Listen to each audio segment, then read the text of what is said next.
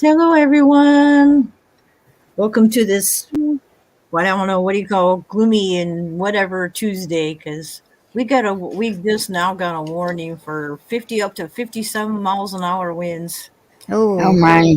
windy all day, but it's really nice. It's still like 50 some degrees, but it's windy. Here too mm, is windy. Hi, everybody. Probably all the storms that are brewing everywhere. Mm-hmm. All this Mother Nature's for real having fun this year for whatever reason. Yeah, yep. All the mm-hmm. hurricanes and all the different weather that's coming through. And our body's feeling it. Right? Hi, Lori T. Hi, Hi, Lori. Lori. Hi, That, Gracias. that girl, I'm sorry, Ray, but she's just creepy. Oh, Uh, that's the same girl I had a dream about. oh, the Nice. one in the ring. Yeah. Mm. I didn't come up with it. You all know that was Joker's doing. I think Yeah. 'cause even Uh, Joker when Mom came in, she was like, "You need a warning on that." And I'm like, "Well, you Yeah. should tell your son that when he made it." right. He made it. It was a good one, though. Yes. I'm gonna continue doing Libras just because now I found more info like different ones. Sweet. Okay. But I do though. The other day, I will give Sugar credit. I was asking her. She was talking about the serial killer with different females, and like I was like, that really sounds like I really should start thing. And she's like, you should. So I think working on my next one after my serial killers for the zodiac sign, probably the beginning of the year, starting off, see how what finding out and digging up female serial killers. Mm. Mm. Interesting. Yes, yes. Because there's more out there than like it, just like the regular ones, like what I'm coming across. Like the one girl that I actually have, if I come to it tonight, if not, I'll do it Tuesday, Thursday. But she was Hi, the Crystal. nurse who was killing. She had the Malchon. So I can't even say that Munchausen Yeah. Munchausen. Yeah. Yeah. syndrome, and yeah, and that's why she was doing it. Hey, Crystal. Hey, sis. Hi, Crystal. Hi, Yeah, Roger. actually, Indiana's we've literally been for real, like doing this. We either really go Mm-hmm. really high or it's going low. Like the weather's been for real, either really cold or it's been like really nice. And last couple since Thanksgiving, it's been really nice. So I'm Mm-hmm. not Mhm. complaining.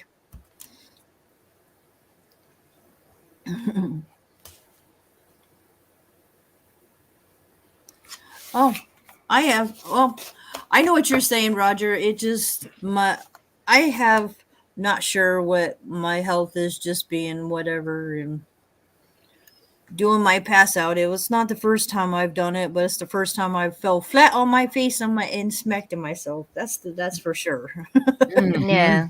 Like I knew what was happening before, but this time there was like very little time for Warning. me to get anywhere. I literally just I was out. Mm-hmm. Mhm.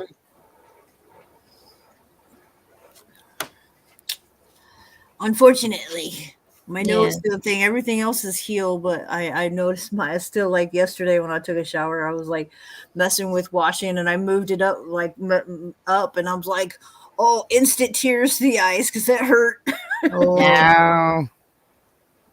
it's Instant still things were thrown. sensitive. Yeah.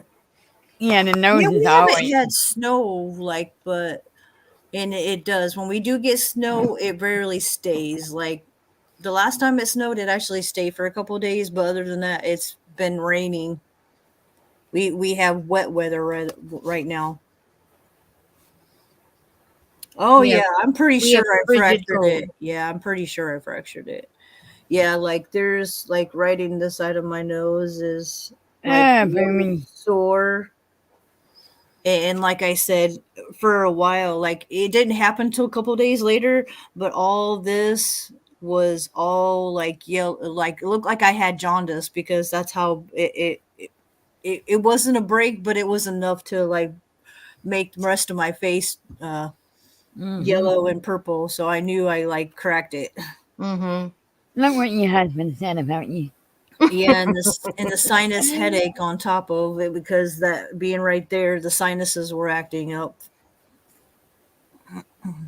Hey, Boomy. Hi, Boomy.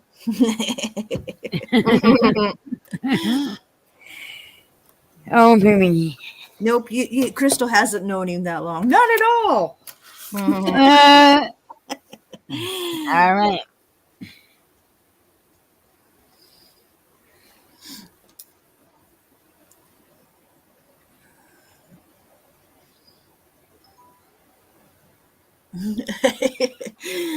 Yeah.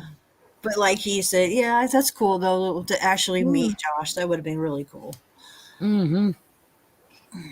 Meeting I one would, another is always I fun. know, right? Right. Mm-hmm. Not I trying to would kick love the to horse meet so hard, everybody. right? Yeah, me too.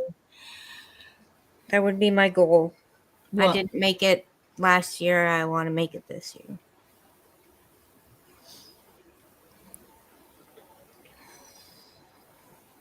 It's just having enough money to do it. And I love the family we got now. Mm-hmm.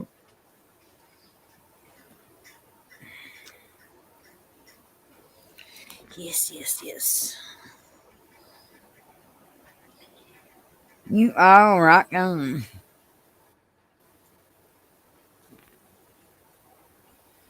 Rain, stop trying to kiss the floor. It's hard. I And know, won't have right?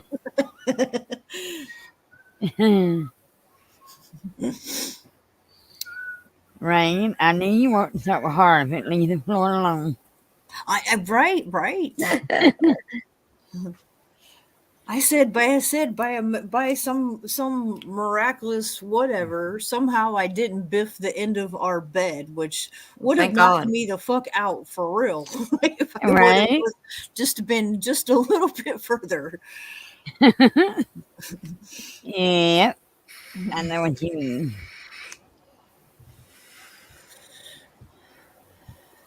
And we're doing this is part 2 of Libra killers. Oh boy, what did he do now? Oops. Definitely have to talk to you after the show. Mm-mm. More than likely, we'll set up a thing. Shannon, I, and Donna always do anyway, so we'll just invite you. Mm-hmm. Of course.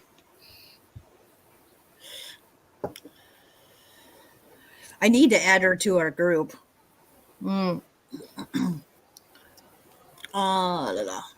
But the first one we are going to start with is Angelo Bruno Jr. He is known as the Hillside Strangler. Oh. Oh my god, I seen that one. He is freaky. This. I'm gonna see if I can Yeah. pictures of this dude. I was looking over them all before you went live.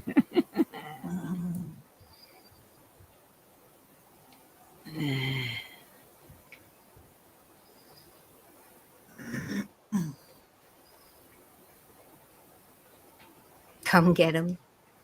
He Uh-oh. threw a chair into the wall. Something Oh or wow. something. Put holes into something.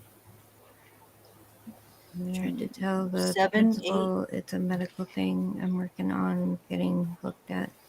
The principal was like, till I see medical papers, I'm not having it. Wow.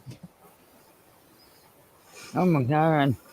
Yeah, this dude right over here. Mm-hmm. He's creepy, one son of a bitch. Ooh. Creepy dude. Mm-hmm. He's not as creepy as some of them, but yeah. Right.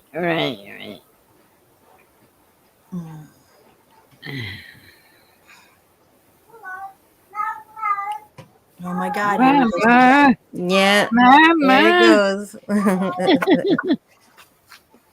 No, Dad's not home yet. I'll be right back. All Okay. right. Yeah, I was gonna say, yeah, he was 7, 8. He's 8. She says, "Come get him."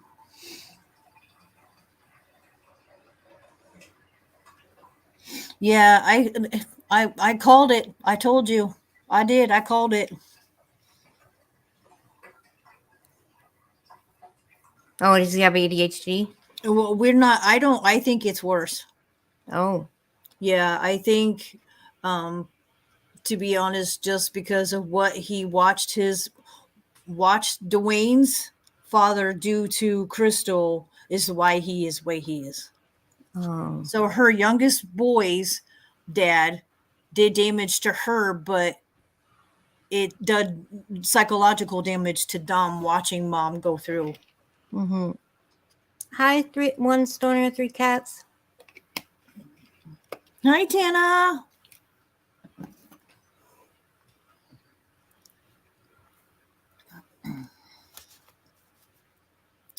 So again, we're doing Angelo, the Hillside Strangler. He was born in Rochester, New York. When his mother and father got a divorce, he moved in with his mother, Jenny, and his older sister, Cecilia, to the south part of Glendale, California. So, geez, they went from one part of the United States to clear across the way Mm. in Glendale, California in 1939. His mother supported the family by doing piecework in a shoe factory.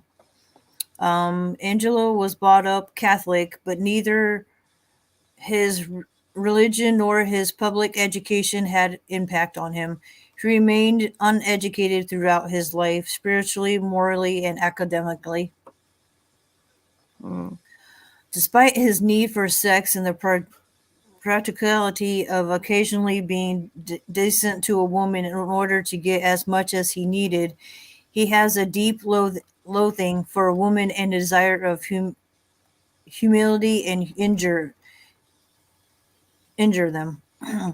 He called his mother a, here we go with these words, a cunt and a whore to her face. Wow. That would have been a no-no. That would have been a no-no. Definitely big no-no. But was emotionally tied to her until her death in 1978. He, even as a 14-year-old boy, boasted about his friends about being 14 and boasting to his friends about raping and sodomizing girls. Wow. That's That an that that's issue. yeah, that's bad. Being That young? 14. Yeah, right, absolutely. Absolutely, Crystal. It's not surprising that Angelo got in trouble with the law. He was sent to the Paso Robles School for Boys after he was convicted of grand theft auto. He proclaimed hero and role model was the notorious rapist Mm. Carl Chessman. Chessman had demonstrated the possibilities of a police ruse. The red light he had attached to his car enabled him to con lovers parked in the hills of Los Angeles into opening their car windows and doors to him. Hmm. They took him for a police officer. Showing a 45, Chessman would force the girl into his car, drive her to another secluded spot, and usually made her perform oral sex. To Angelo, he was a heroic combination of guts and brains. That's not right. What the fuck? I hate when parents do that. I'm glad they didn't call that. Yeah, my mom never called me. But yeah, I totally get that. 1955, Angelo knocked up a girl from high school and married her. He left her less than a week later, of course. Mm-hmm. In 1956, my year my mom was born, Michael Lee Bruno was born. Angelo refused to give her a cent of support and refused to let the boy call him dad. Aw. Angelo was in jail again for car theft when Michael was born. At the end of 1956, Angelo had made another kiddo, Angelo Anthony, and named him the third. So he got named after him. Mm-hmm. 1957, he married the mother of that boy, Mary Castillo, who then gave birth every year of or two. So Jesus. 1957 they had Peter, 1958 they had Danny, 1960 they had Louise, 1962 they had Grace. It's like damn. Holy shit. But You yeah, had he let your obviously wife had have a a sexual boy? desire apparently. Jeez. In 1964, Mary filed for divorce because of his violence and perverse sexual needs. Plus, she got tired of always being called a cunt. Mm, Yeah, that's not a word. At least no. not in our terms because we're not in Yeah. England. Like in their England terms, or Aussie, yeah. yeah, in their terms, it's a friendly thing, but it Mhm. isn't for us. It's like, hey, bitch. Yeah, hey, bitch for them, but it isn't here. That's a No. totally never meaning. Mm-mm. That word is just a nasty word on top of. I'm back. Welcome back. Thank you. Oh, that's awesome. I wanted to get a cry cut only because of it could cut out stencils for me to use for my scrapbooking. Oh, a So I have cricket? thought about it. A cricket? Okay. Darcy O'Brien recounts a night in their first year together when Angelo tied Mary spread eagle to the bedpost and raped her so violently she was afraid that he was going to kill her. Her pain seemed to give him his greatest pleasure. And that seems to be a thing for serial killers anyway. Mm-hmm. They get off Mm-hmm. on pain. Pain. Yeah. Yeah. When they are causing the pain, they enjoy it. Mm-hmm. Yep. When she failed to respond to his pinches, slaps, and pile driver poundings, he would tell her she was a dead piece of ass. Oh my. Right? Nor did she share his passion for anal intercourse. Oh But my. Angelo was not a man to be denied. Although he never drank, he beat and kicked her when she failed to please him. And far from caring whether the children witnessed the beatings, he seemed to want them to watch. Oh. So he was he was a deadbeat father on top of wanting his kids to watch. That's sad. Mm-hmm. Mm-hmm. Mm-hmm. Nah. Yeah, I'm a serial killer too when I have the right cereal. Mm-hmm. I'm kind of cereal. Right. That's what she was saying. Mm-hmm.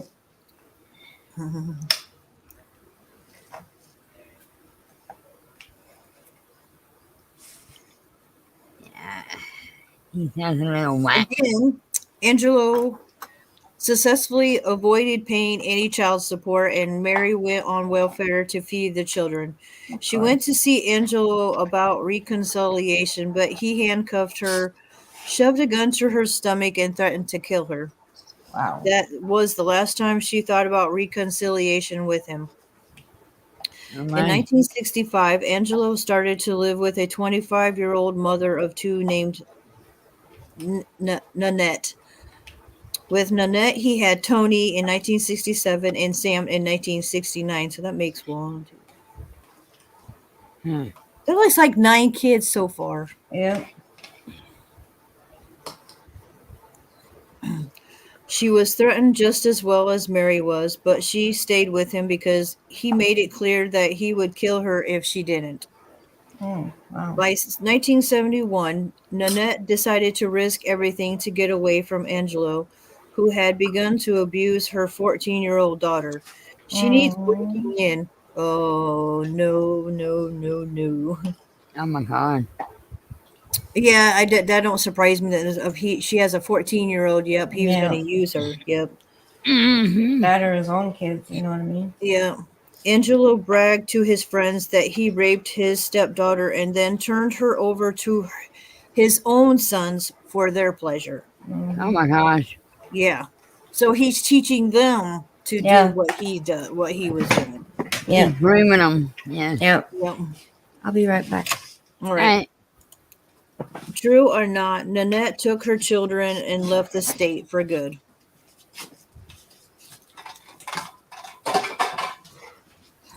Right. Wow. In 1972, Angelo again married another girl named Deborah on a whim, but they never lived together and never got around to getting a divorce. Oh shit. So he married her, but never lived with her and everything else. By Wow. 1975, Angelo had built himself a reasonable reputation as an automobile upholsterer. He bought a place at 703 East Colorado Street for his residence and his upholstery shop. He had no use for employees, so the new place gave him the privacy to do any horrible thing he wanted. Through some streak of perversity, young girls were attracted to Angelo. He was cocky, independent, direct, and very, very much in charge. He became a magnet for teenage girls in the neighborhood. They were usually naive and had no idea about sex, so he had no trouble convincing them that his outrageous demands were normal. Hmm. Right, Crystal, the EU? In late 1975, two teenage runaways, Sabra and Becky, fell under his influence. Once under his control, the girls were forced to prostitute themselves or to be subject to severe physical punishment. They were virtually being held prisoner. Eventually, Becky happened to meet lawyer David Wood, who was appalled appalled at their plight and arranged for her to escape from the city. When Angelo understood what happened, he threatened David Wood. Wood had one of his clients, a mountain of a man, call on Angelo to gently persuade him not to threaten Wood anymore. It worked. Damn. Emboldened by Becky's escape, Sabra ran away from Angelo a short time later. He had to find more teenage girls. Impersonating police officers, he tried to abduct one girl until they found out that she was Kathleen Laurel, the daughter of actor Peter Laurel. I don't know who that is. I don't know who that is. I don't either. No. But apparently, he tried to abduct an actor's daughter, so that didn't work. No. Eventually, he found a young woman and installed her in Sabra's old bedroom, bought for bought from a prostitute named Deborah Noble, a trick list with names of men who frequently used prostitutes. Wow. I haven't yet, but I will get to it. I've been here and there. Sometimes I'm getting my notifications, and sometimes I'm not. Because even people that I watch all the time, I'm not getting the notifications, or Yeah. at least Yeah. not until they absolutely like literally have already gone live, and then I get it. Mm-hmm. It's done that a couple of times to me. Are they been watching after me? Yeah, because like when I forget who was live the other day, and I didn't realize they were live until it came up after they were done being live. Mm. Hmm. Yep. October of 1977, Deborah and her friend Yolanda Washington delivered the trick list to Angelo. Yolanda happened to mention to Angelo that she always worked on a certain stretch of Sunset Boulevard. When Angelo found that Deborah had deceived them about the list, they decided to take out their rage on, uh, or he did. He took his rage out on Yolanda since they didn't know how to find. He didn't know how to find Deborah. Yolanda was his first kill. Oh. Yeah, so he was just sexually doing his issues with people, but he didn't kill until then. Right. Investigators in Los Angeles had developed the collaborating evidence they felt they needed. The fibers found on. Yeah, this is when the. I'm going too far. On the. Oh, I'm just going to go this way. But apparently, with the fibers, it started leading him to all the different murders when he did do. Um, all because of his upholstery shop. So all of the different fibers were found on different victims of the little itty bitty fibers. I think they forget how well fibers stick to dead people. Like, Mm-hmm. hey, I'm here. I was here. This is where I was. Yeah. Which is a good thing because it makes for people and certain colors of the car, people certain carpets of the cars different. It's all different in all of them. Mm-hmm. Mm-hmm. Mm-hmm.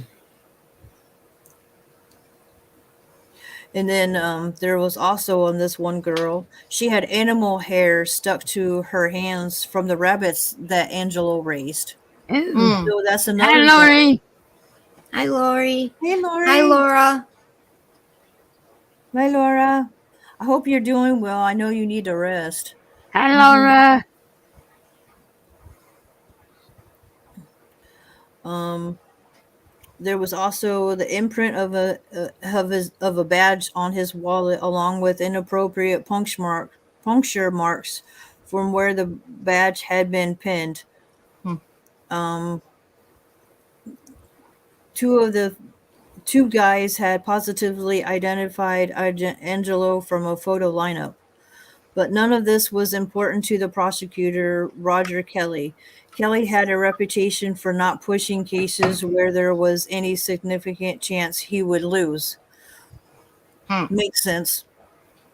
The Yep. case against Angelo was assigned to Superior Court Judge Ronald M. George. Kathleen and Harold were appointed by the court to defend Angelo. The first key decision was whether or not to serve the non-murder counts sodomy, pimping, rape, elect from the murder accounts. If the counts were separated, the jury would not necessarily hear about the unspeakable, brutally character Angelo was in his treatment of women. Which I can understand that because if they leave that out versus the murders, they won't get his character as if they would with the sodomy, the pimping, and all of that. Mm-hmm.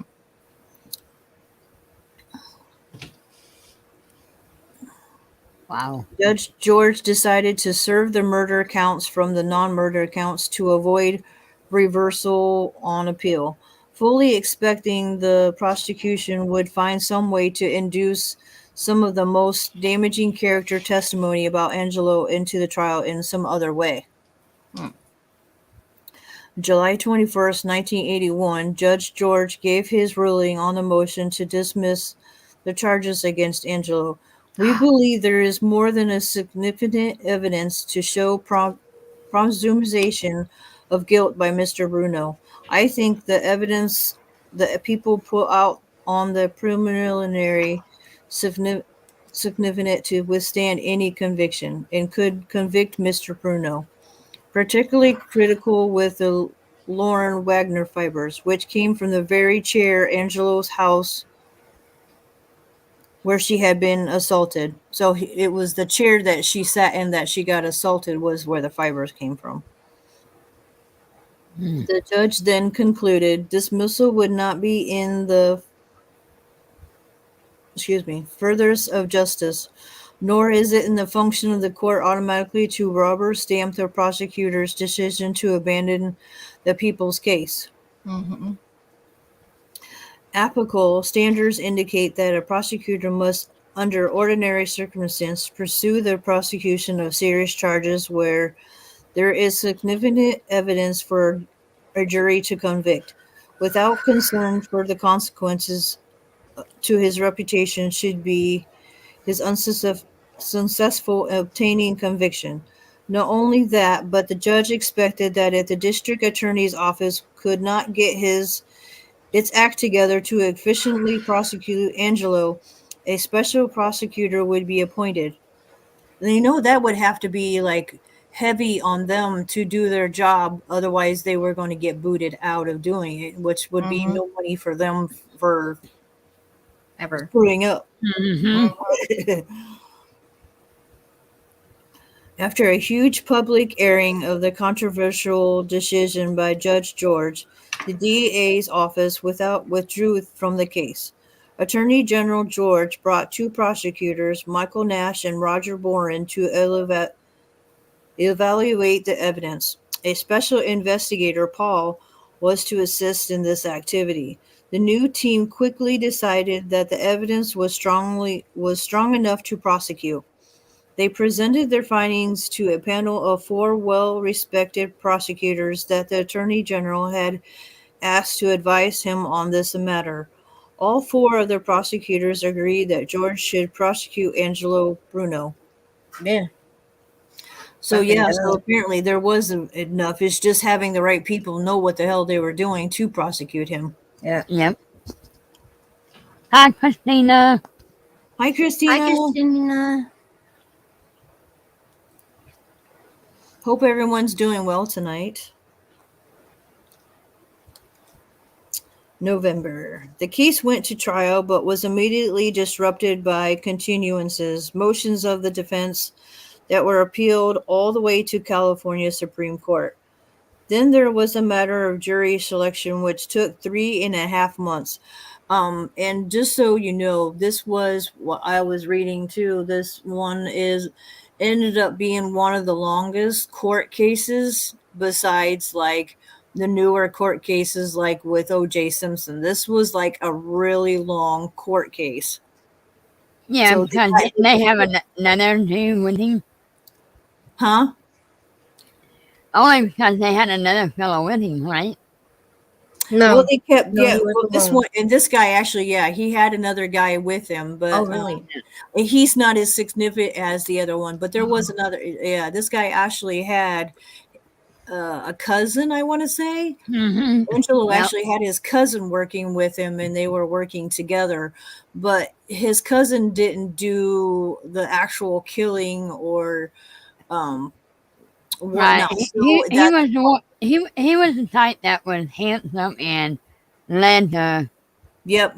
He was like the other the guy women that I was in. talking. Yeah, he would lure them in and bring him to him or whatnot. It's all good.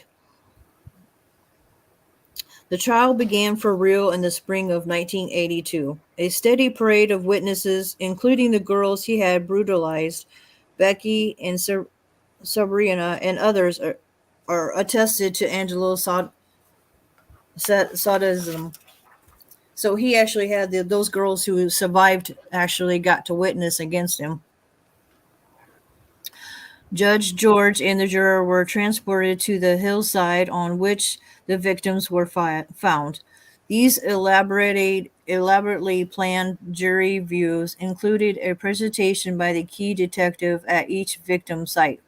It was particularly dramatic in the darkness overlooking the hillside of the Elysian Valley, where helicopters illuminated where the youngsters Doris and Sonia were found.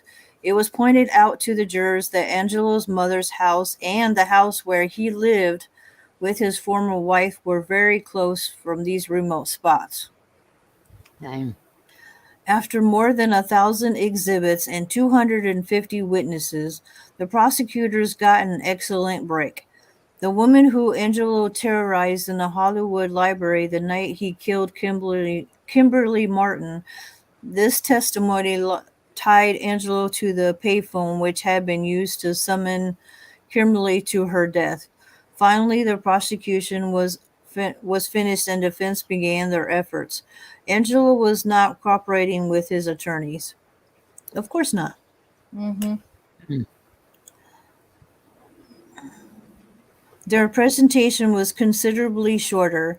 They tried to impugn the testimony of Marcus Camden on the basis of mental instability, but were not very successful. The defense put on a ridiculous attempt to show that sticky substance that had been found on Lauren Wagner's breast was left by someone other than Bruno. Unfortunately for the defense, their arguments were demolished when it was proven that the substance was secretions from the mouths of the ants that were feasting on Lauren's flesh. Ugh. So it wasn't nothing thing, it was actually ants That's crazy. saliva literally because she had that many. That's a lot of ants to have that much secretion on her from them. Yeah. Yeah.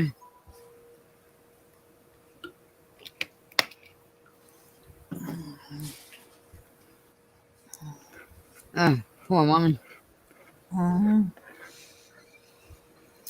Then, inexplicably, defense attorney Kathleen Mader decided to put Veronica Compton on the stand. She unfolded a vague and unlikely story about conspiracy to frame Angelo, and Veronica was the other guy's like best friend. Mm-hmm. Yeah. So that's Hi, why. bud. Hey, bud. Hey, How are bud. you?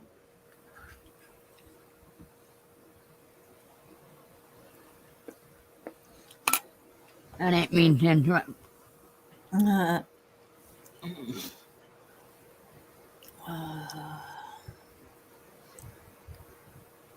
Darcy O'Brien, who experienced this testimony firsthand, said the logic and subsequences of this conspiracy were impossible to follow.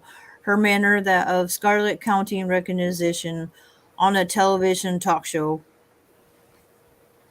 courtish, then dramatic, cheerful, giggly, self-caressing, was far from a testing than conspiracy story. It sounds like she was definitely just making up a story. Prosecutor Michael Nash cross-examined Veronica, and in doing so, inquired about her plans to open a mortuary with serial killer Douglas Clark, so that they could both enjoy sex with the dead. Ew! Why do people want to do that? That's disrespect. Yeah. He expected her to deny it, but she didn't. In fact, she said that she was seriously considering it. Wow. Not only did Nash succeed in getting Veronica to talk about all the kinky things that she and Clark were planning to do together, Roger Bourne gave the closing argument, which took him 11 full days. He addressed every issue in what had become the longest criminal trial in U.S. history at the time. If in the face of reason Angelo Bruno is not convicted of murder of these 10 women, then you will have been fooled. You will have been fooled by him, and you will have been fooled by Angelo Bruno over there and by his two attorneys. The eviction supports his guilt and finding a guilty beyond reasonable doubt.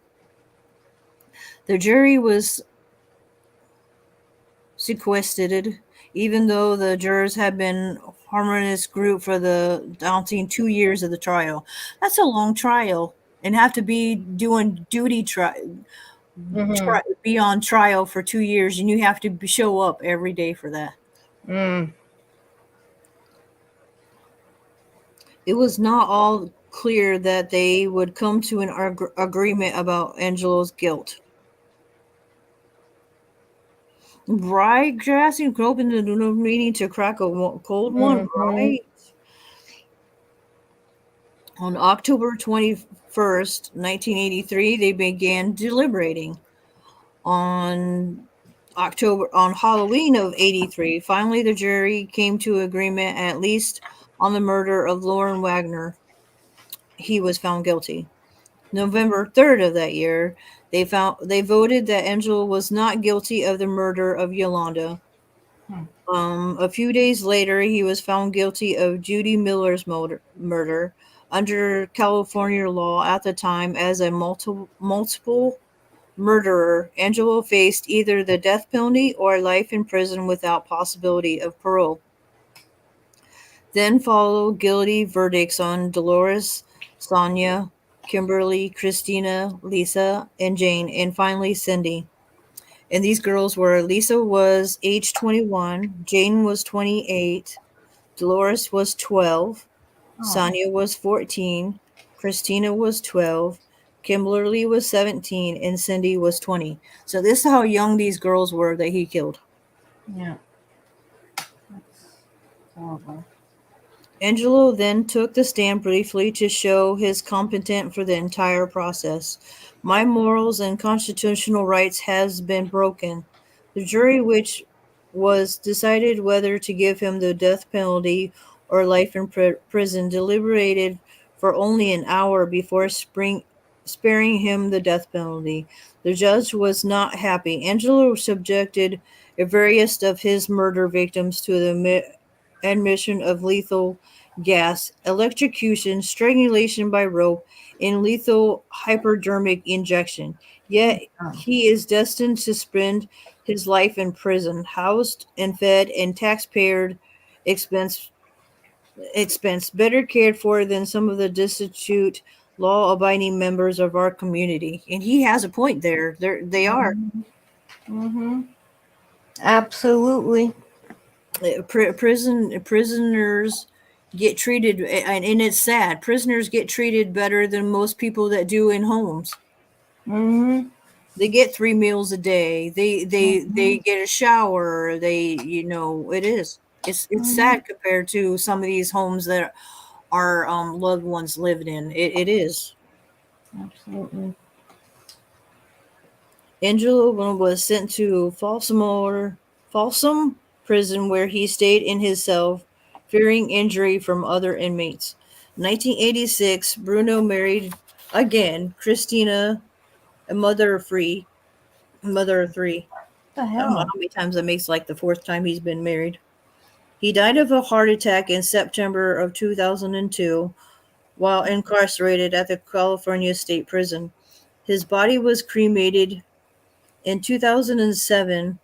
Bruno's grandson, this was really weird. Bruno's grandson, Christopher, committed suicide shortly after shooting his grandmother, Mary Castillo, one of his wives. So, yeah. Wow. He shot her in the head. Castillo was at the time married to Bruno and had 5 children with him, including Chris's father. Chris Bruno was unaware of his grandfather's true identity until 2005. Wow. That's fucked up. Mm-hmm. Okay. My hands are cold. She said her dad's calling her. Oh. Now, this one's a long one. This is Bobby Joe Long. And he was called the classified ad rapist. Born October 14th, 1953, and died May 23rd, 2019. Okay. This guy was born in West Virginia, so he's from West Virginia.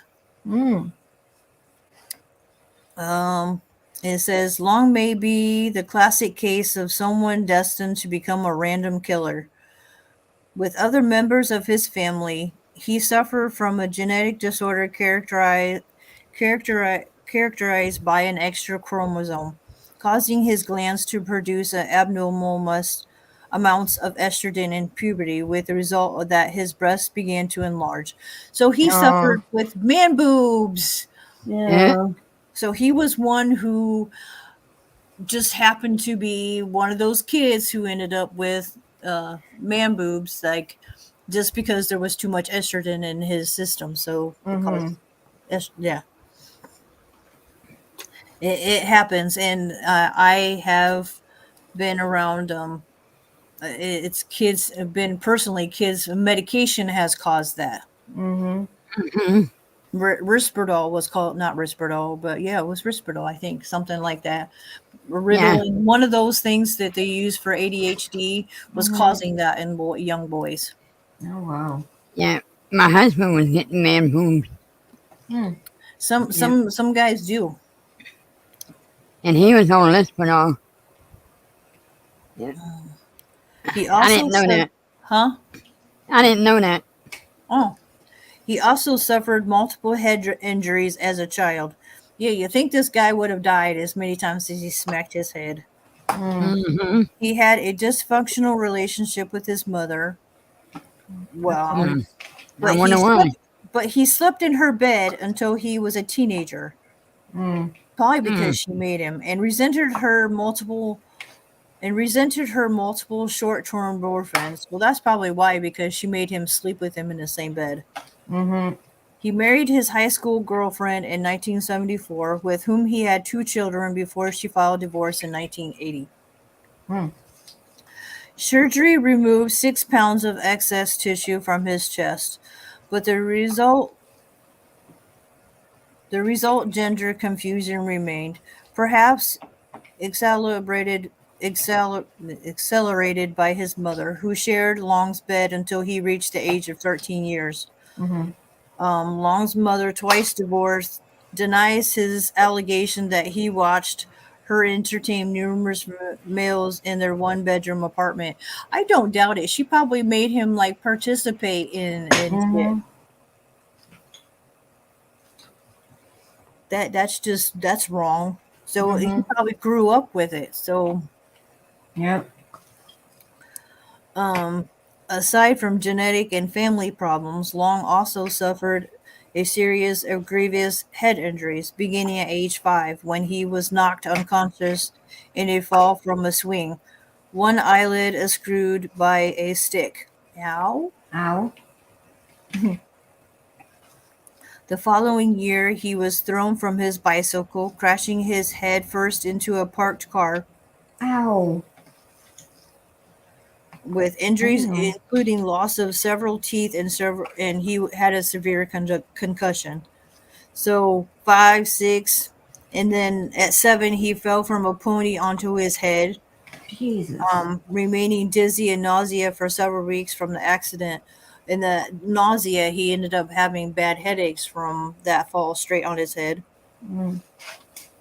It's like, damn. At age 13, Long met the girl who would become his wife and simultaneously gave up sleeping with his mother.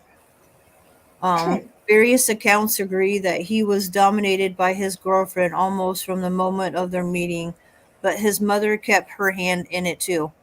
See, that's just what I was just wondering his mom was doing. Mm-hmm. The females in his life apparently cooperating rather than competing.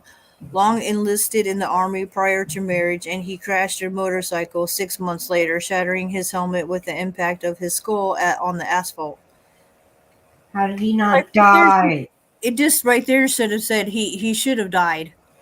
Yeah. Huh.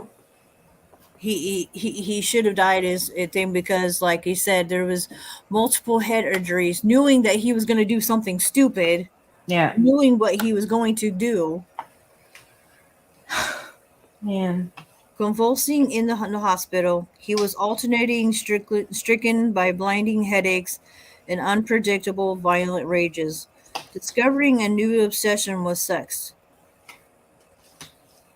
While still in a cast, this is unfortunately, Long masturbated 5 times a day to relieve himself. That's horrible. Wow. That That's a is lot. horrible. Continuing the practice at home despite twice-day intercourse with his wife, still it was not enough, as soon he began searching for other prey. Wow. Between 1980 and 1983, Long terrorized the Florida communities of Miami Miami, Orica, and Fort Lauderdale as the classified ad rapist. Long answered classified ads for small appliances, and if he found a woman alone at home, he would rape her, obviously dropping by when their husbands were working. Long typically produced a knife bound for his victims, raped them violently, and robbed them of their homes before he fled. Hmm. November of 1981, Long was cleared of the rape on appeal through discovery of witnesses alleging the victim's consent, and so the attacks continued. With murder shortly added to his list of crimes, his murder victims were selected from the ranks of prostitutions or other women who he viewed as tramps. Between May and November 84, he strangled, stabbed, and shot at least 9 victims, with a 10th suspect by police but never charged against him. Hmm. Early November, he snatched a 17-year-old girl off the street, raped her, sparing her life when she described acts of incest performed by her father. Oh In God, releasing if so she used that as a way to get her to let her go. that is horrible. It is. It is. That is absolutely. Oh my God. Yeah, apparently, like maybe she thought, well, if you don't let me go, my dad's gonna come find you because he's doing this shit to me. So you don't release me. In releasing a victim capable of describing him and his car, Long sealed his own fate. But police were too slow to save victim Kim, murdered 2 days later in a final frenzy. Hmm. November 17th, 1984, arrested. Long was charged with 9 counts of first-degree murder plus felony accounts of abduction, rape, and sexual assault of his surviving victim. In 1985, convicted at his trial, he was sentenced to die. 19 May 13th, 1984. I'm up with it. The Hillsborough County Sheriff's Office responded to the scene of a homicide in South Hillsborough County where the body of a nude female had been discovered. This was the beginning of a intense 8-month investigation into abduction, rape, and murder of at least 10 women in 3 jurisdictions in the Tampa Bay area. This investigation would ultimately involve personnel from the HCSO, the FBI, and Yeah. Tampa Police Department, the Pasco County's Office, and the Florida Department of Law Enforcement. Mm, Right? Welcome back, Donna. thank you. For me, he's been pimping out his merch at work. That's funny. Yeah, pretty much. Yeah.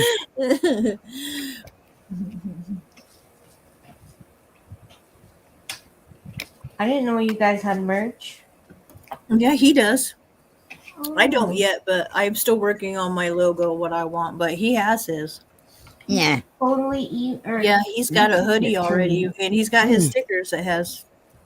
Message it to me. Well, I was Yay. gonna say I'm gonna have to when I'm through. I'm gonna have Yeah. to do a When you sticker. done, yeah. I want to check it out. Yeah, Boomy, share your link for your merch. I Yeah. know he does have it on his channel. He actually has the link up on his banner card. Okay.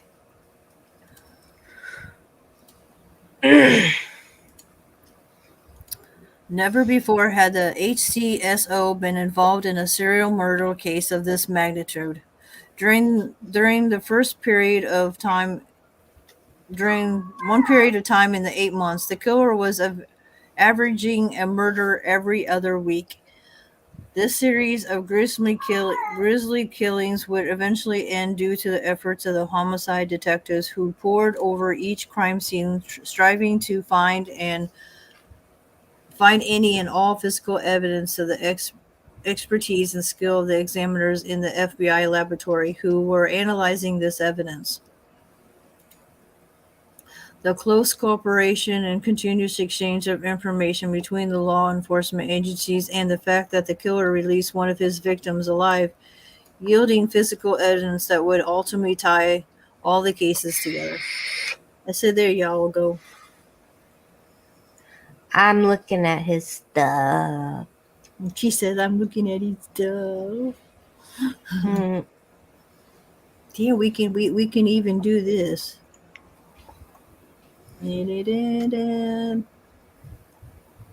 Yeah, I know. I gotta pick out mine. I haven't got Yeah. pick out something.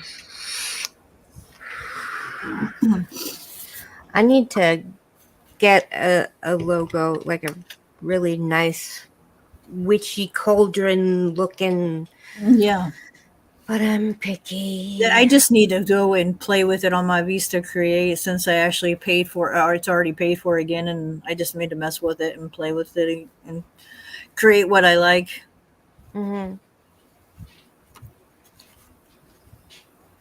The Hi, first Mama. body, nude and bound, of young Oriental female was discovered by two young boys late in the afternoon in a remote area of southern Hillsborough County. The victim was identified as Najin Dailong, a 20-year-old Latino female. She was employed as an exotic dancer at a lounge located on Nebraska Avenue in the city of Tampa. She normally worked the evening shift and was known to use alcohol and drugs.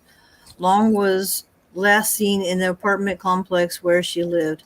This was in an area near the University of South Florida, where many of the residents were transit. She had been missing for approximately 3 days. Hmm.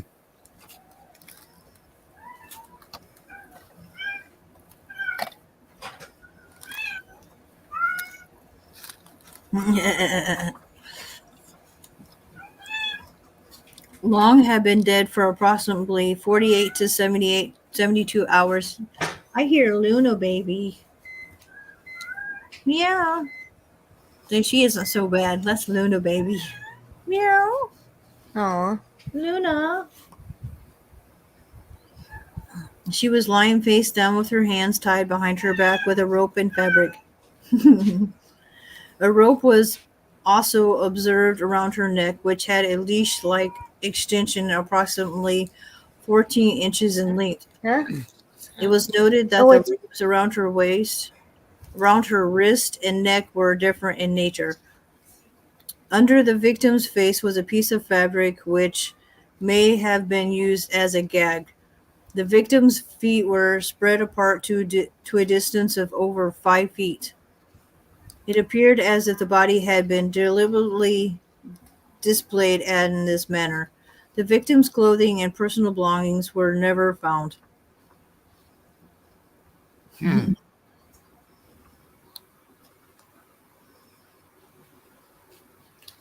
Oh yeah, they're Haynes, even though he spelled it funny way. No Y, just Hanes. Haynes clothes. During the autopsy, a large open wound was discovered on the victim's face. Decomposition was extensive in this area, but the cause of death was determined to be strangulation. Tire impressions were found on the roadway leading to the body. It appeared that three of the tires were of different brands and all were worn. Hillsborough County had been averaging about 30 to 35 homicides per year, and while some prior victims had been found, none had been bound in this manner. Prior to the death of Long, the HCSO had completed a difficult homicide investigation in which the forensic work had been done by the FBI laboratory. The close cooperation between the HCSO and the FBI laboratory resulted in a successful conclusion of the case and the conviction of an individual who committed the murder. Thus, the decision was made to fly the evidence in the Long murder to the FBI laboratory in Washington, D.C., accompanied by HCS homicide detective. The hairs that were removed from the evidence were examined and found to be either the victim's hairs or unsuitable for comparison. The serology examinations were negative due to the decomposition of the body. The knots in the ropes were examined and were identified. However, these knots were extremely common and not unique to any particular profession or occupation. The tire cast of the tire tread impressions were examined and photographed of these impressions were kept for future reference. Wow. Yeah, right. It's all a lot of the stuff that they do for these cases.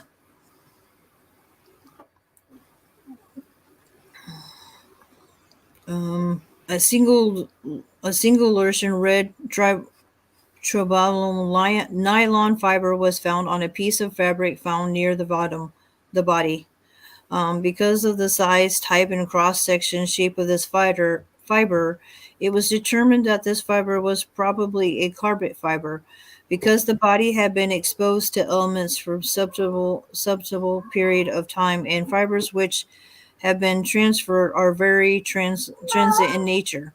It was surmised that most of the carpet fibers where it had originally been transferred to the victim's body had been lost. Since the victim's body was found in a remote area, she had probably been transported in a vehicle, and the carpeting of this vehicle is probably the last item she had been in contact with. Furthermore, since there is normally a transference of trace materials with when objects come into close contact, it was also surmised that the killer was probably driving a vehicle with red carpet. Vehicular carpets readily shed their fibers, and these types of fibers are commonly found on the bodies of victims at the crime scenes, which is kind of weird to know that. Like these carpet Hmm. fibers don't ever come up, but the dead bodies that do end up with these fibers from the car. Right. Furthermore, since there is normally a transference of trace material when objects come into close contact, it was also surmised that the killer was probably driving a vehicle with. Well, I like that. I already did it.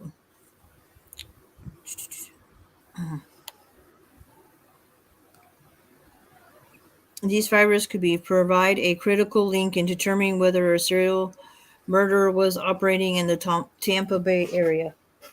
My feet are froze. I'm putting socks on my feet. The above is.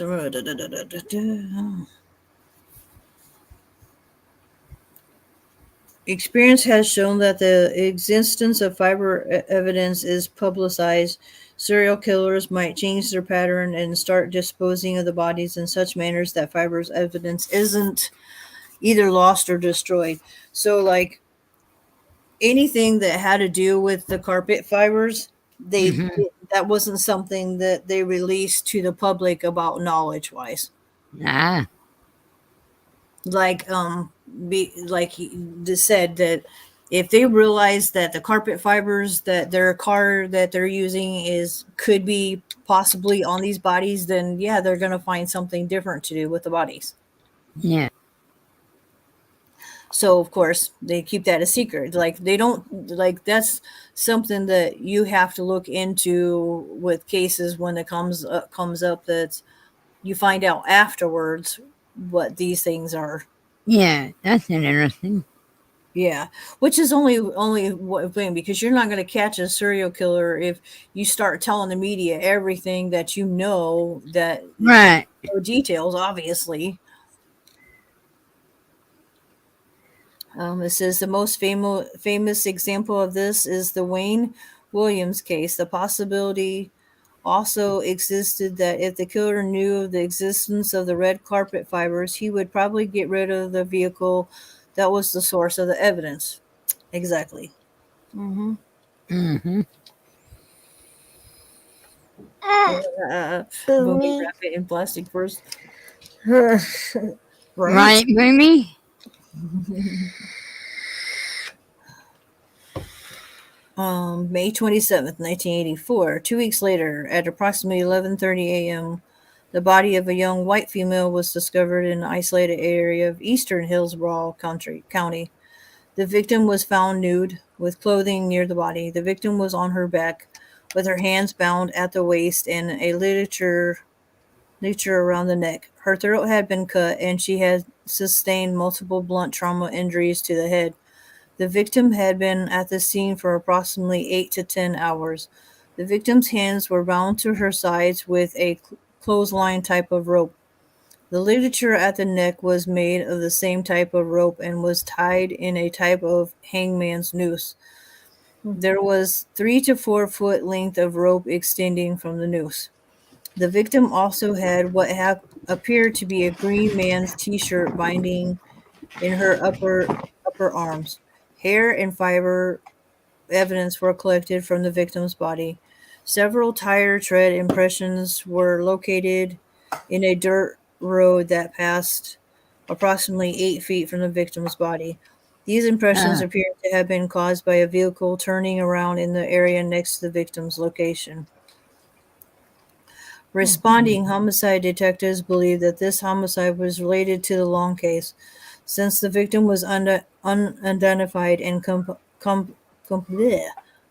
composite site of the victim was made and released to the media. It was through the effort of the victim was identified as Michelle Dennis. Michelle Sims, 22 years old, a native of California. She was last seen the previous night with Hi. Yeah. To me, it seemed he liked them young. Yeah, of course. Come up here and say hi. Yeah. Hello. Yeah. Is that Listeria? Yeah, with deer, yeah. Yeah. Yeah. Oh, hello. There. Hello, meow meow. Yeah. Do you see her? Mhm. Yeah. Hello, Mel. Meow. Yeah. Mm, Aw. Yes, Miss Lovey Kitty. mad at you. You stop Where's your it. Lovey Kitty? Shit, at least Belle is sleeping in Dad's chair, so at least one of them's being quiet.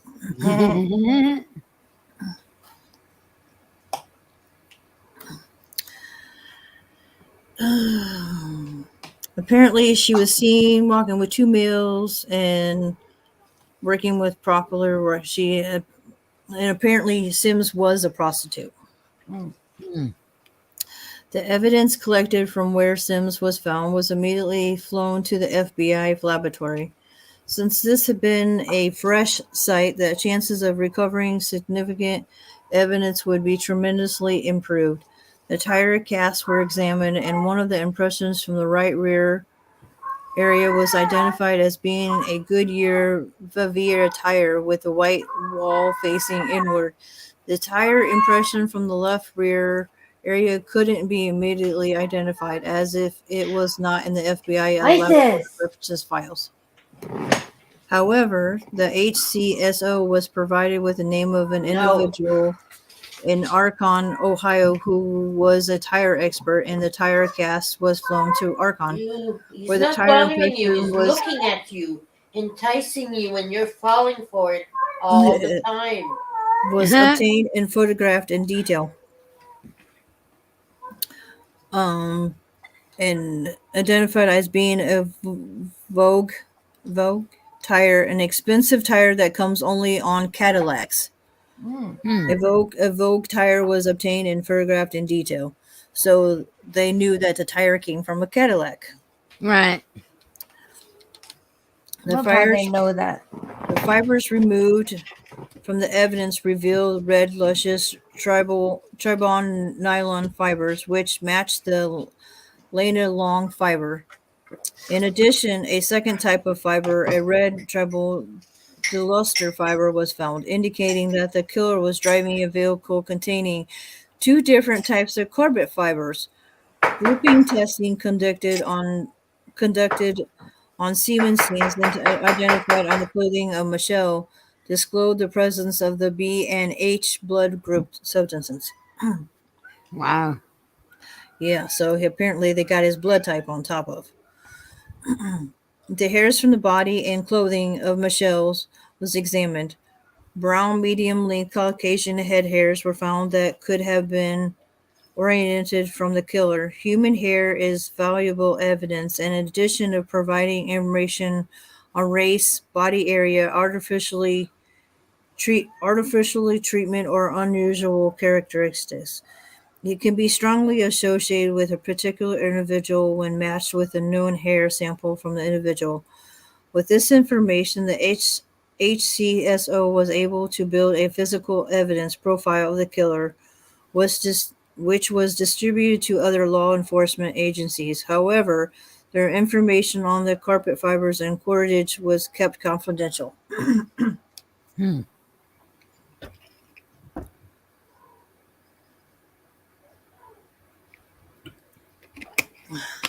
So the hair is really important, guys.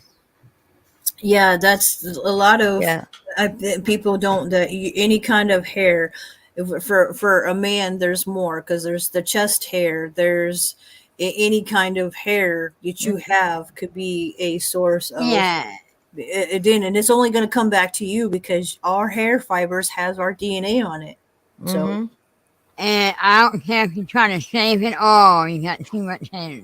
yep, Mm-hmm. and it is because like I know it's being kind of whatever, but like if you have to have a hair sample, the only two places that they'll take a hair sample is from your head or your pubic hair is the only two Mm-hmm. places that they will take hair from because of pubic hair is also a unique hair that everything is different from everybody. So that's why they either that or your head on your hair. So whichever, Right. because some people have here and there and some don't have otherwhere. So it's Mm-hmm. just Exactly. whichever is convenient usually.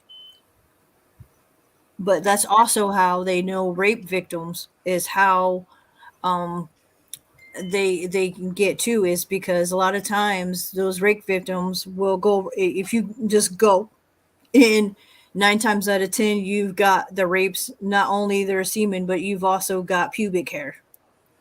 Unless you Mm-hmm. burn the body, then you still taking a chance of them having hair. Yes, and there has been like people that think that burning a victim is going to kill all evidence and it Mm-hmm. don't Eh. because um Yep. I mean it subsequent will it can like little things but like it doesn't like cause a death a lot of times because if they're a good examiner they're going to figure it out no matter what. Mm-hmm. Yep. It's part of the reason why I love watching Dr. G, who is a medical examiner that she came from Texas and was in Florida and was a medical examiner. I love watching that show. Yeah, I've seen him. He's really good. Yep. Said I get into all kinds of different shows. But see, some of those kind of shows, even watching the medical examiner of how not only is a medical examiner, she was talking about how a lot of those people, the silent killers that people don't think about, Right. and like having heart issues and whatnot, and there is pulmonary things that people get that are silent killers because there is Mm-hmm. no warning signs until they die. Right. Yep. Right. And then come to find out the only way to even know that they died of these things is having the medical examiner actually find that there's something with the heart that it shows obviously. Yeah. It's really hard to detect when they are alive, which is really By weird. then it's too late when they're dead. Mm-hmm. Yep. Hey, Mrs. Solo. There she is. Mrs. Solo, hello. I'm Mrs. Solo. Welcome back, Crystal. Yeah, welcome back, Crystal. Welcome back.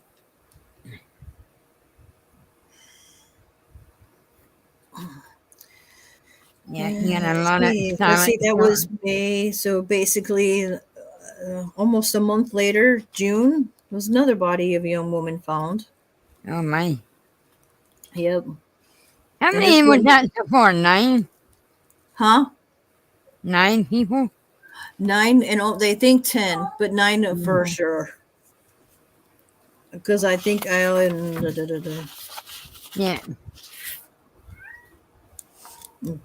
yeah, it's Yeah, they didn't find one. Yeah. yeah, it is. It's just crazy. Well, I say let feed the gators. Yeah. Oh, that's nice. When schools are always doing shit they shouldn't be doing. Da-da. Meow. Hold on 1 second. I'm gonna go look here. Okay. I Because I got my paper right here and I'm looking. Do. You're noisy. Yeah. know I'm lazy. Gee. You're noisy? I said Uh-huh. noisy, not lazy. Oh. Yeah. No, rah, dear. She just rah. Yeah, get down. Oh my God, cat. Uh-oh. All right, Crystal.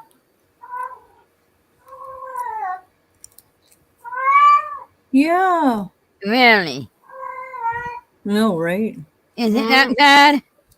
Apparently. Oh. Meow.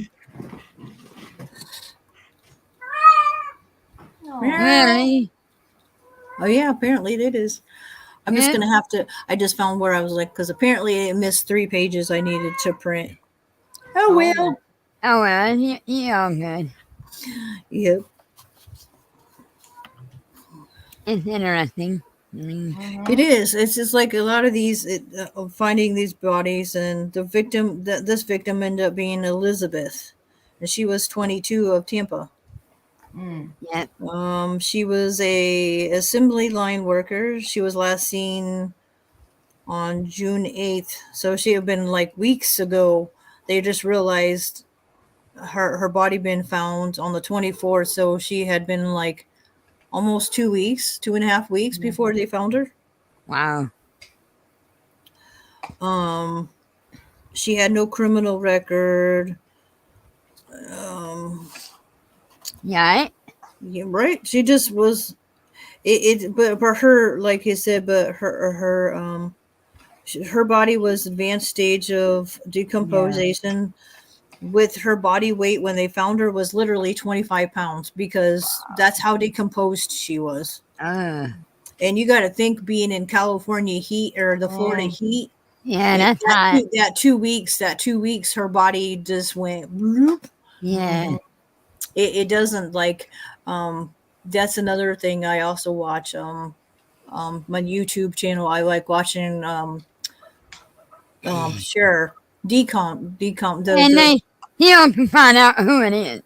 Oh yeah. They usually know who's living there, even if it's liquefied, they're still going to. Usually, it's the homeowner or whoever was there.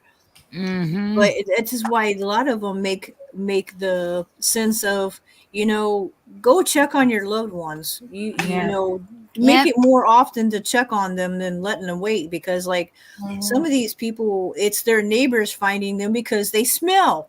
Uh-huh. That's got to be horrible, because that smell ain't gonna. Ugh. Yep. Hey, pecan baby. I pecan. I know Been I'm a gonna say while. that's Roger's girl. I think I'm pretty Yeah. sure. I knew pecan for a long time. Yep. Yeah, Roger. It's yuck. But that's why that sure.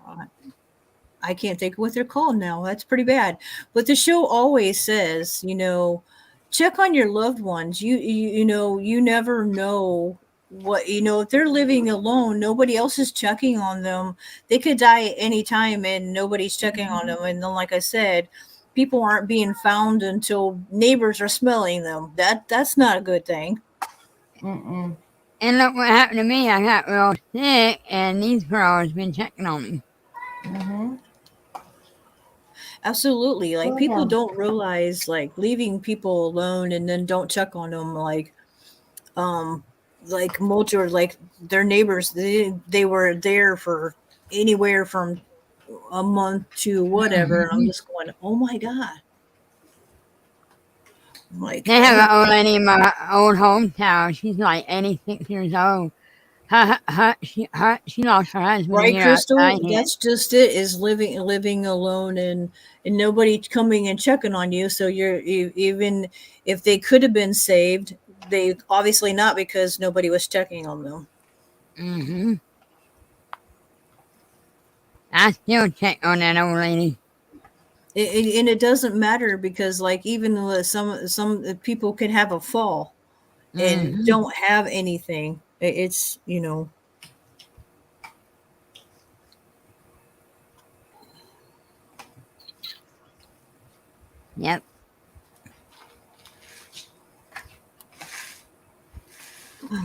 but on her body was, later determined, she had both types of red carpet fibers on her. Can I imagine that? Yeah, right. Imagine that. Which leads him back to being it was him doing it.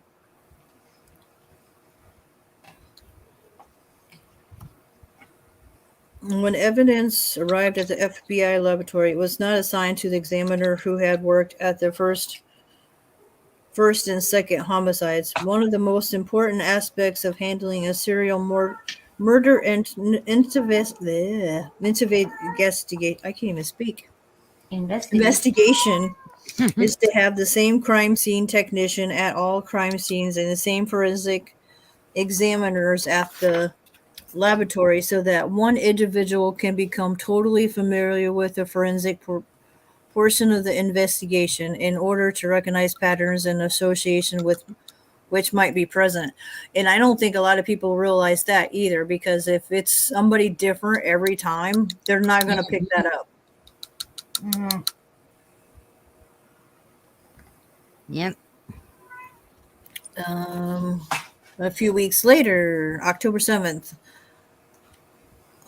Chanel, an 18-year-old black woman, was discovered near Pasco Hillsborough County line. She was on the line, lying next to the dirt entrance road of a cattle ranch. Chanel's clothing, except for her bra, was found next to her body. The bra had been tied in a knot and was found hanging from the entrance gate. Her head was in an advanced state of decomposition, much more so than the rest of her body. The autopsy revealed a puncture wound to the back of the neck, but a gunshot wound to the neck was it was a puncture wound, but the gunshot wound that caused her death. Wow. Yeah. So that's why her head was more decomposed than the rest of her body, because of the gunshot wound. Mm. And then obviously the critters and everything, you name it, Right. was, yeah. The victim had previously had been arrested for prostitution, was well known to frequent gay bars on Kennedy Boulevard in Tampa. Ah.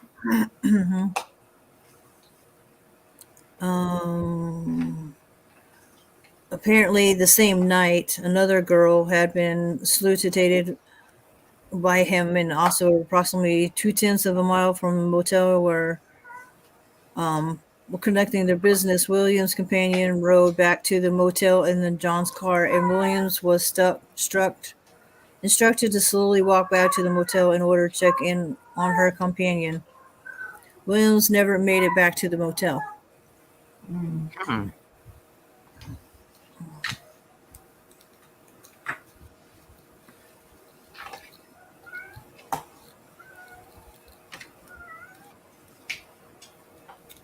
Oh, wow, Pecan.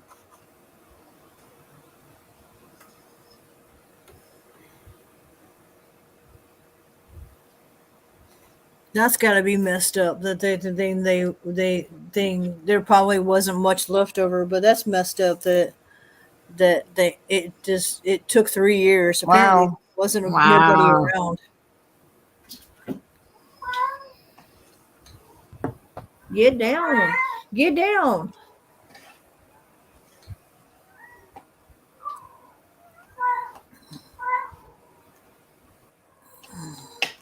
The homicide detectives who responded to the place where Williams was found began looking for similarities to the previous homicide.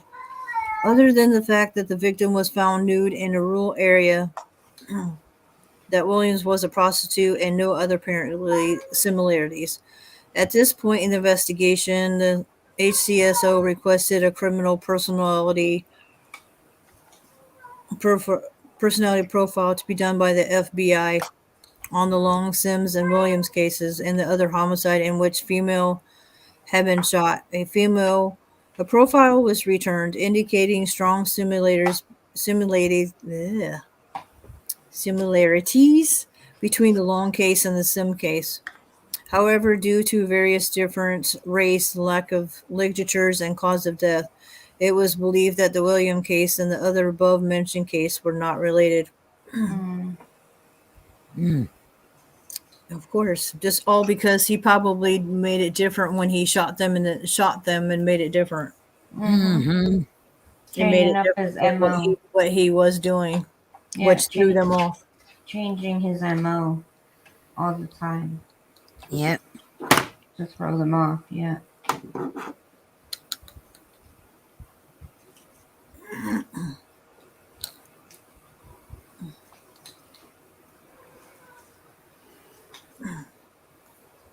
The evidence from the Williams case was sent to the FBI laboratory a second time. Both types of the red nylon carpet fibers were found on various articles of her clothing. A brown Caucasian pubic hair, which was ultimately associated with Robert, was also discovered on victim's sweater. Grouping tested on the semen stains identified on Williams' clothes disclosed the presence of the A and H blood group substances. This was consistent with groupings found in the Sims case. However, this could be due to their working as prostitutes. Mm. Mm-mm-mm.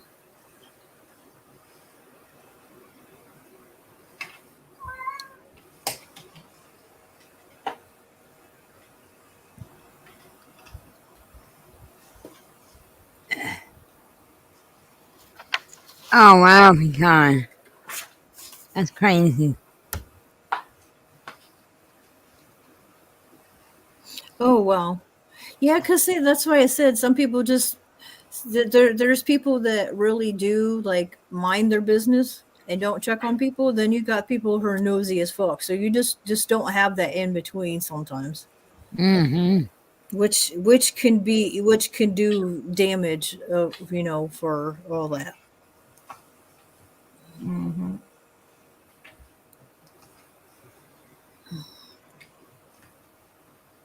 So October, it was Kimberly Hops, the 22-year-old that her remains were mummified before they were discovered Hmm. on Highway 301. There was no physical evidence were found in the scene due to the amount of time the body was exposed to the elements and the fact that the body was nude. No foreign hairs, fibers, semen, or any other evidence was discovered. She wasn't identified until after arrest of suspect Robert, who referred to the victim by her street name Sugar. Using this information, the HCSO was able to was last seen by her boyfriend getting into a 1977-1978 maroon Chrysler Cordoba. Kim would eventually be associated with Kim's vehicle through a comparison of her head hairs with her hairs found in the vehicle. I see you. Mm.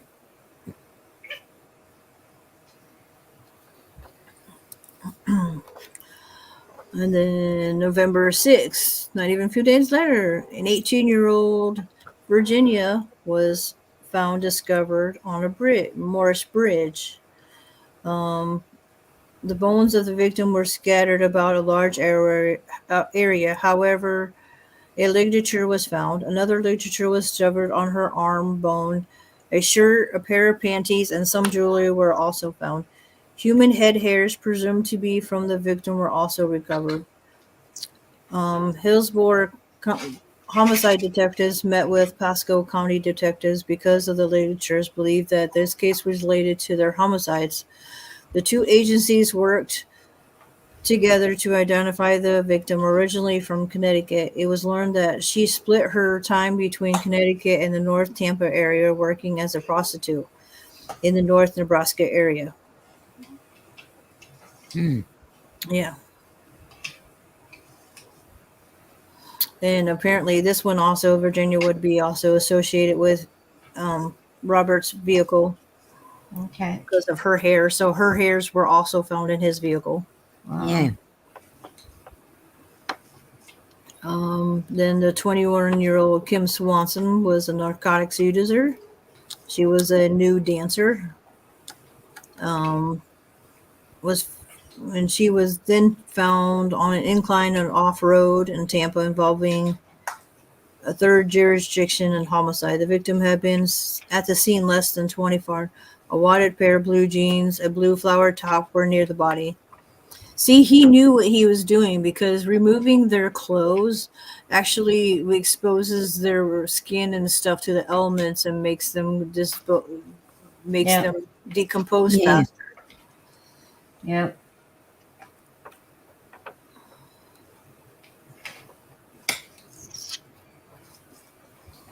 Yes, and now there's got 3 jurisdictions now directly involved, and 8 homicides continue to work separately on their own cases.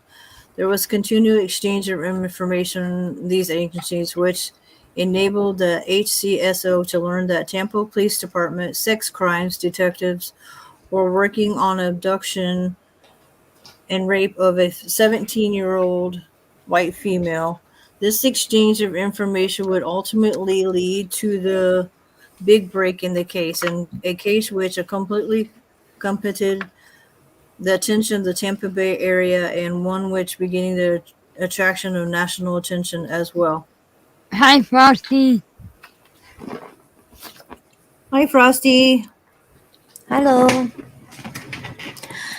Yes, I am diamond painting pecan. Yep, we all do. I do my channel of this, but I too I am we are all. That's for rain. It's for me. I like what she's working on. I love it. I'm an Indian collector. I do. And And here's my my. and I haven't started yet because I just finished my fall one, but this is my next one. I'm working on the greens and the Dougie. I want to work on the one Shannon Mrs. Solo just did. It'll be my turn. Yeah. Let me go over here and reread.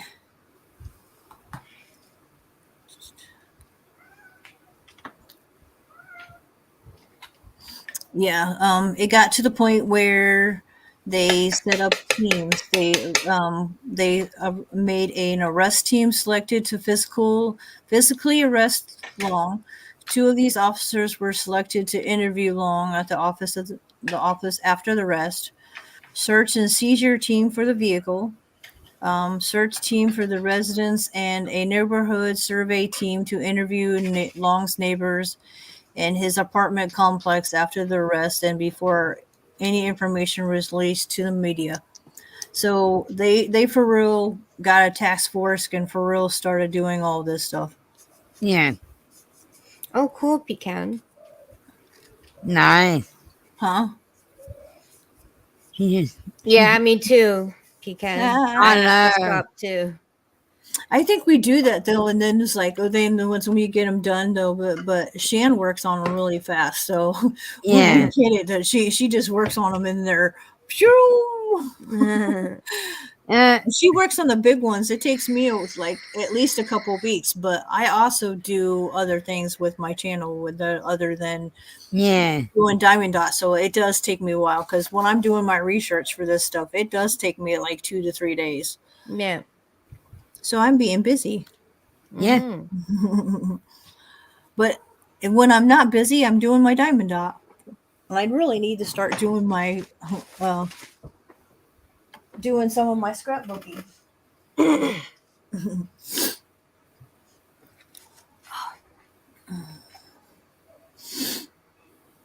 Yeah, we got our own Diamond Dot Club. Hmm?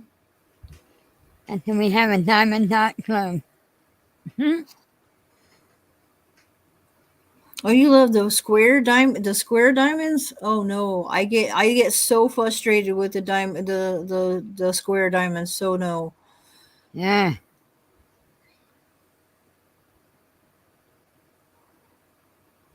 that gets me so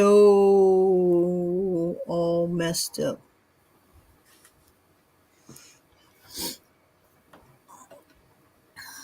Yeah, some true crime is pretty gruesome. Yep. No, Yeah. go lay down. Mittens.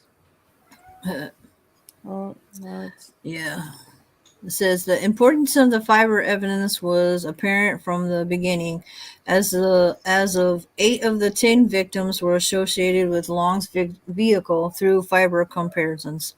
The importance of their hair evidence also began to emerge as the forensic examinations were completed. 6 of the victims were associated to Long's through their transfers, even though Long had thoroughly vacuumed his Dodge Magnum the day before he was arrested. 2 of the 10 victims were associated directly to Long by transfer of his hairs to these victims. The significance of the literatures and notes should not be overlooked, as these provided a valuable link between cases. The tire evidence provided many leads and would associate Long's vehicle to the crime scene in 2 of the cases. The importance of the crime personality profile should also be noted. In addition, providing value leads, it also guided a case. It cannot, however, take the place of a thoroughly complete investigation. The first trial of Robert was held in Dade City, Florida, on April 22nd, 1985. This was the trial for the murder of Virginia Johnson. The strongest evidence presented at this trial was the hair and fiber associations, as well as the confession of Long. The trial lasted a week and received a great deal of media coverage.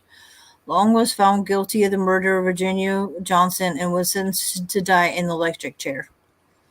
It was decided the first case that would be tried in Hillsborough County would be the Michelle Sims case. The case was picked due to the brutal nature in which she had been killed and the fact that it contained the strongest forensic evidence.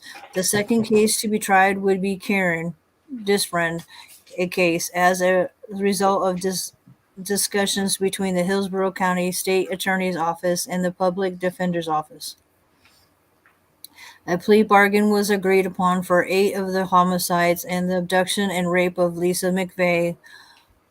Long pleaded guilty on September 24th, 1985 to all of these crimes, receiving 26 life sentences, 24 concurrent and 2 run consecutively to the first 24, and 7 life sentences. No parole for 25 years. In addition, the state retained the option to seek the death penalty for the murder of Michelle Sims. In July of 1986, the penalty phase of the Michelle Sims trial was held in Tampa. It lasted 1 week and again received great media attention. Long was found guilty and was again sentenced to die in Florida's electric chair. He was executed by lethal injection on May 23rd, 2019.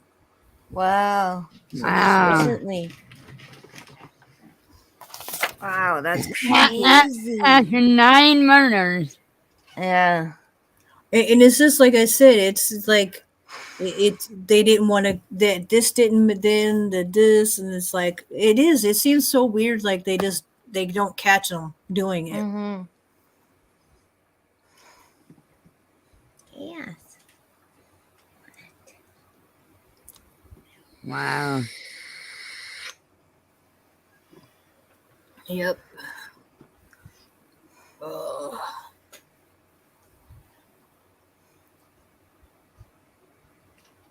Oh yeah, absolutely, Roger. Like, I mean, I probably will because I haven't come across them. Like, obviously, because it once, but like we all know, like true crime of Jeffrey Dahmer. Like Mm-hmm. nobody will be that guy was that was sick, but he was sick from the time that he was very little. Mm-hmm. Um, he had most what people consider quote unquote serial killer qualities. He was killing Mm, small animals at a very young age and yep. literally just progressed from there. Mm-hmm. Like he, by the time he was 12, 13, he was done now starting to kill cats and dogs. And they say by the time they get to killing cats and dogs, it's next level killing people. Mm-hmm. It is. If you can kill a dog or kill a cat, you have every whatever for real whatever reason to kill a human. Mm-hmm. It's thing what makes you think and what makes you go through these people's brains and whatnot. But you know, on top of they never got a chance to do anybody to examine and talk to Jeffrey and why he did his shit did because they let the people in prison kill him. They Yep. I'm to be honest, they really shouldn't have. They should have like tried to figure out and put him by himself so they could figure out what why, because a lot of these cases there is no reason because the person either commits suicide or they end up somebody ends up killing them. Mm-hmm. So there really isn't no research for real done on why some of these people are serial killers because they either kill themselves or somebody kills them. Mm-hmm. I know, right? I just like Nope. you say couldn't kill anything. Like I kill Mm-mm. bugs, but like that's a bug. I it just bugs are nasty. Yeah. But to kill an animal No. that is a pet or any no, that would be like even going that level of like killing my rats. There no way in hell. I love my rats. Mm-hmm. Like justify of any kind of killing any kind of animal that God made. Like it's no. That's Mm-hmm.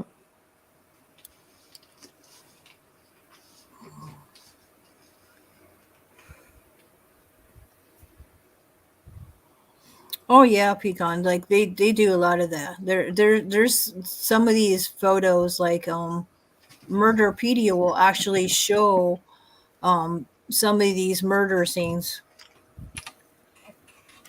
like what they look like and whatnot. Ugh.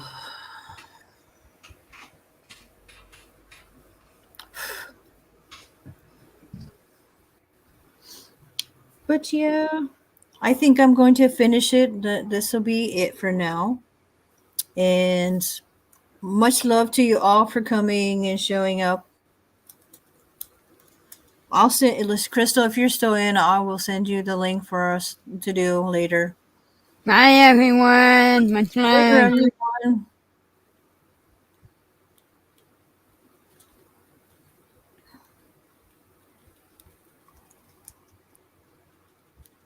Da, da, da, da.